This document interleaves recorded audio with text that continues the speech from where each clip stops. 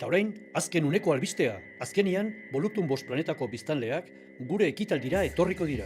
Jada jakingo duzuenez, Bolutun 5 planetako izakiek pareta forma dute. Eta gure lurrean ematen den pareten erabilera salatzeko, gure ekitaldira ez etortzeko erabakia hartu zuten. Azken unean, ordea, iritziz aldatu dute. Baina euren protestarekin jarraituko dute. Horretarako, eta Ester Ferrer artista donostiarra asko maite dutenez, performance bat burutuko dute protesta gisa. Loiola auzoan, hain zuzen ere.